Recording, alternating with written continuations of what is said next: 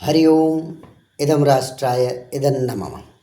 आज भाद्रपद मास के शुक्ल पक्ष की त्रयोदशी तिथि और विक्रमी संवत 2082।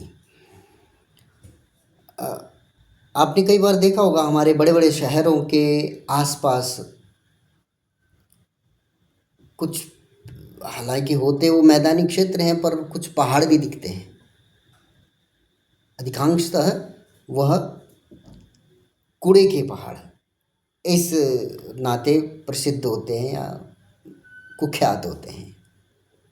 कूड़े के पहाड़ कुख्यात इसलिए होते हैं क्योंकि वहाँ पर से जो गैसेस निकलती हैं वो काफ़ी दुर्गंध युक्त होती हैं, और आसपास का जो वहाँ से जब गुजरते हैं तो आपको अनुभूति ठीक नहीं होती है।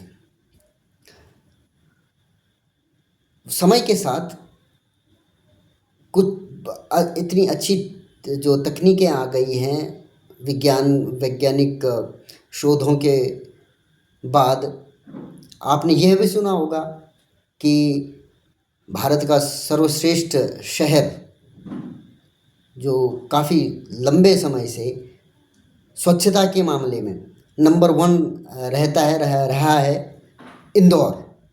वहाँ का कचरा प्रबंधन एक बड़ा टॉकिंग पॉइंट है। लोग उसके बारे में बातचीत करते हैं।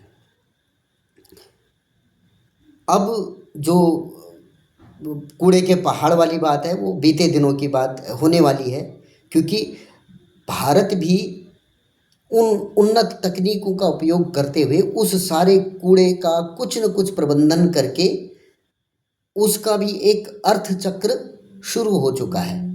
आज हम इसकी चर्चा इसलिए कर रहे हैं क्योंकि आज जिस लेख का पाठन पथिक संदेश लेख पाठन अभियान में जो इस लेख को हम पढ़ने वाले हैं वह करियर जो स्तंभ है उसमें लिखा गया है, जिसमें कचरे के प्रबंधन से जुड़े व्यवसायों रोजगारों की चर्चा हुई है। तो आइए उस लेख को पढ़ते हैं, फिर उस पर अवश्य की चर्चा भी करेंगे। लिखता है पत्र, कचरा नहीं कचरा धन कहें, कचरा प्रबंधन में खुल रहे रोजगार के नए द्वार। और कैसे किस हिसाब से वो इन बातों को अपनी बातों को आगे बढ़ाते हैं। लिखते हैं कि घरों, उद्योगों, व्यावसायिक गतिविधियों से लगातार निकलने वाले कचरे का बेहतर ढंग से निपटान बड़ी चुनौती है। हालांकि बदली परिस्थितियों में कचरा प्रबंधन को लेकर कुछ नए और सकारात्मक समाधान सामने आए हैं, जैसे पुनर्चक्रण यानी रिसाइकलिंग करना, वो बेकार समझी जाने वाली सामान से कुछ उपयोगी वस्तुएं बनाना। दरअसल कुछ कूड़े को केवल हटाने की नहीं, समझने और संवारने की ज़रूरत है, क्योंकि अब यह पर्यावरण मुद्दे के अलावा अर्थव्यवस्था, रोजगार का भी आधार बन गया है। केवल घरों में रोजाना फेंके जाने वाले सब्जियों के छिलके, प्लास्टिक थैलियाँ, टूटे खिलौने, अखबार, बोतलें सब मिलकर भारत में प्रतिदिन 1.5 लाख टन ठोस कचरा उत्पन्न करते हैं। 1.5 लाख टन बहुत बड़ी मात्रा है ये। इसका सिर्फ 25 से 30% हिस्सा ही वैज्ञानिक रूप से संशोधित हो पाता है। अगला इसका हिस्सा लिखता है ये, सफाई नहीं व्यवसाय भी। कचरा प्रबंधन में युवाओं के लिए बड़ी संख्या में करियर विकल्प मौजूद हैं। आज ज़रूरत है सॉर्टिंग एक्सपर्ट्स की, रिसाइकलिंग टेक्नीशियनों की, कचरा विश्लेषकों की, कंपोस्ट विशेषज्ञों और प्लास्टिक प्रबंधन सलाहकारों की। ये लोग नगर पालिकाओं, सरकारों के साथ कार्य करते हैं। वहीं स्टार्टअप्स, CSR प्रोजेक्ट्स और पर्यावरणीय संगठनों से भी जुड़कर बदलाव ला रहे हैं। कचरा प्रबंधन में मौके। भारत सरकार के स्वच्छ भारत मिशन के अनुसार 2024 तक देश के 70% से अधिक कचरे का स्रोत पर ही पृथक्करण किया जाने लगा है। स्रोत पर ही पृथक्करण करने का अर्थ है कि लोगों को जागरूक करके गीला कूड़ा अलग और सूखा कूड़ा अलग करने का जो एक अभियान शुरू हुआ था, उसमें 70% तक उस सफलता मिली है। बहुत अच्छी सफलता है, हमारा भी उसमें योगदान होना चाहिए। अभी उस पर बहुत काम करने वाला बाकी है। यह काम हजारों प्रशिक्षित कचरा श्रमिकों द्वारा किया जा रहा है। घर से अगर नहीं हो रहा है तो वो कचरा श्रमिक उसको कर रहे हैं, क्योंकि उसका कुछ आर्थिक लाभ होने वाला है उसी नियत से, है ना। नीति आयोग की रिपोर्ट के मुताबिक पुनर्चक्रण उद्योग हर साल 40,000 करोड़ रुपए का व्यवसाय कर रहे हैं। इसमें 20 लाख से अधिक रोजगार सृजित हो रहे हैं। अर्थव्यवस्था में योगदान। कचरा अब देश के अर्थव्यवस्था में भी एक नई धारा का निर्माण कर रहा है। एक राष्ट्रीय अंग्रेजी दैनिक समाचार पत्र में छपी रिपोर्ट के अनुसार भारत की पुनर्चक्रण उद्योग वर्ष 2047 तक 25 लाख करोड़ यानी $3 ट्रिलियन तक पहुंचने की ओर अग्रसर है। क्या? यही कचरा प्रबंधन का व्यवसाय $3 ट्रिलियन का व्यवसाय बन सकता है। रिपोर्ट के अनुसार यदि पैकेजिंग उद्योग सर्कुलर मॉडल अपनाता है, तो जैसे पैकेजिंग के लिए जो कच्चा माल है उसको कचरे से ले आता है और उस उद्योग में ये पुनर्चक्रण में शामिल हो जाता है, तो 6.5 लाख करोड़ रुपए का आर्थिक मूल्य उत्पन्न हो सकता है और 65 लाख हरित रोजगार पैदा हो सकते हैं। कौन कर सकता है शुरुआत? पत्रिका लिखती है, कचरा प्रबंधन का क्षेत्र शैक्षणिक योग्यता के सभी स्तरों के युवाओं के लिए उपयुक्त है। अगर कोई छात्र 10वीं या 12वीं पास है तो वह सॉलिड वेस्ट मैनेजमेंट, कंपोस्टिंग या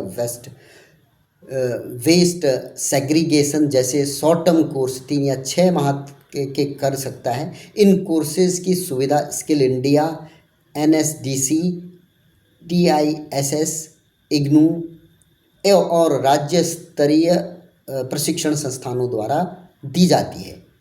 जो ग्रेजुएट या पोस्ट ग्रेजुएट छात्र हैं वे environment management, sustainable waste management और अर्बन प्लानिंग जैसे क्षेत्रों में डिप्लोमा या डिग्री ले सकते हैं।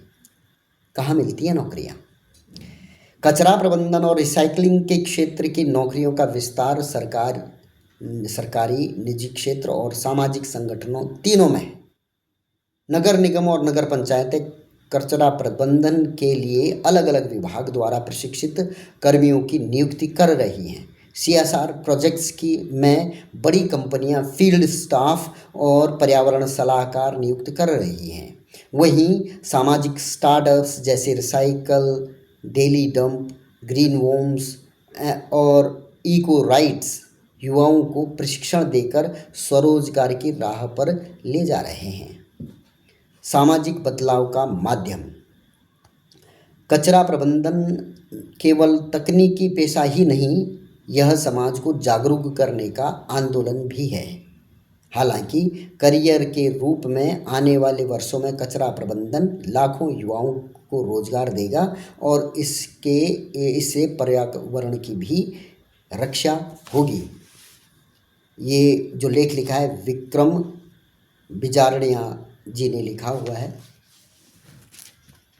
जैसे हमें पता ही है कि पथिक संदेश पत्रिका में जीवन के हर पहलू से संबंधित कुछ न कुछ सीख जानकारियाँ रहती हैं, तो ये करियर से संबंधित जो लेख हैं यह भी लगभग प्रति माह हम देखते हैं ये होता ही होता है। परंतु ये छपा तो है, ये अगर हम पढ़ेंगे नहीं या हमारी जानकारी में नहीं आएगा तो इसके छपने का कोई खास उद्देश्य नहीं बन पाता। कई बार क्या होता है कि हमारे आसपास में बहुत बड़ी सारी चीज़ें हो रही होती हैं, लोग कर रहे होते हैं, कुछ एक नई क्रांति सी चल रही होती है, हमें पता नहीं होता। उसके लिए भी ये जागरूक होने के लिए भी बहुत ज़रूरी है। कई बार हमें ना बहुत ज़रूरी है कि सोशल मीडिया में सही कंटेंट हम तक पहुंच पाए, इसके लिए भी हमें जागरूक होना पड़ेगा। इसीलिए मैं आप लोगों से आग्रह करता हूं कि पथिक संदेश पत्रिका को आप सब्सक्राइब करें, उसको मंगवाएं। 160 रुपया प्रति वर्ष इसका शुल्क है। आपके पास 12 पत्रिकाएं भी आएंगी और उससे संबंधित ये जो लेख हैं, जिसमें राष्ट्र से संबंधित, हमारे समाज से संबंधित, करियर से संबंधित, बाल वाटिका, बाल बालिकाओं को भी इसमें 2-4 लेख ऐसे होते हैं जिनसे उनको शिक्षा मिलती है। कई ऐसे पाठक हमें मिले जो ये पुस्तिका पकड़ते ही सबसे पहले पहुंच जाते हैं, अंतिम पृष्ठों में देखते हैं, बोलते हैं कि अच्छा इस बार बाल वाटिका में क्या आया हुआ है, अच्छा ये नई कहानी आई है, ये नया एक पहेली आई है, या एक छोटी सी जो प्रश्नोत्तरी आई है। तो ये भी जो है हमारे समाज में एक नई जो है धारा उत्पन्न कर सकता है। अगर हम इस लेख पर पुनः वापस आएँ तो पर्यावरण की दृष्टि से ये जो क्षेत्र है पुनर्चक्रीकरण बहुत आवश्यक है और आज इसमें काम भी हो रहा है। दूसरा, पर्यावरण संरक्षण के लिए हमारे घरों में भी हम इस कचरे का सही से प्रबंधन कर सकें, इसकी योजना हमें बनानी चाहिए। आजकल किचन गार्डनिंग करके एक बहुत बढ़िया कॉन्सेप्ट आया हुआ है, जिसको जो राष्ट्रवादी संस्थाएं हैं, हरियावल पंजाब जैसे पंजाब में कार्य कर रही है, वो इसको प्रमोट करती है। कहते हैं कि जितना भी गीला कूड़ा है इसको बाहर नहीं फेंको, आप क्या करो, इससे आप खाद बनाओ घर के अंदर। उसको जो आपके किचन गार्डन जो आपने छोटे छोटे पौधे लगा रखे हैं, हो सकता है साग सब्जी आपने लगा रखी है, तो उसमें प्रयोग करना शुरू करो। यहाँ तक कि ये जो छिलके आदि हैं, इनसे शैम्पू तक बनाना, या जो खुशबू वाली चीज़ें वो भी ऐसी बनाई जा चुकी हैं और बहुत आसानी से इसको बनाया जा सकता है। पर ये है कि ये हमारे घर की जो माताएं बहनें हैं, उनको भी एक बार एक स्टेप आगे आके इसके संबंध में कार्य करने की आवश्यकता है, थोड़ा विचार करने की आवश्यकता है। ये भी हो रहा है। आने वाले समय में लगभग सभी लोग इसको अपनाएंगे। बस बात इतनी है कि हम कब इसको, इन जो भी पर्यावरण संरक्षण से संबंधित जो भी चीज़ें हैं, या पर्यावरण को सापेक्ष से चलने वाली जितने भी जो धाराएं चल पड़ी हैं, उसमें हम कितनी जल्दी अपना कंट्रीब्यूशन करते हैं, अंतर इतना ही है। आने वाले समय में लोग पर्यावरण के लिए जागरूक भी होंगे, उसमें कंट्रीब्यूट भी करेंगे, कर रहे हैं, उसकी मात्रा बढ़ेगी। बस ये कि हम कितनी जल्दी उसमें उस धारा में प्रवाहित हो पाते हैं, यही प्रश्न है। जो अच्छाइयाँ हैं वो आ रही हैं, उनकी गति धीमी हो सकती है, परंतु वह पूरे समाज को एक बार एक स्तर पर ले आएंगी, ऐसा हमारा विश्वास है। किसी और अंक के साथ पुनः आपके सम्मुख उपस्थित होंगे। तब तक के लिए धन्यवाद। जय जय श्री राम।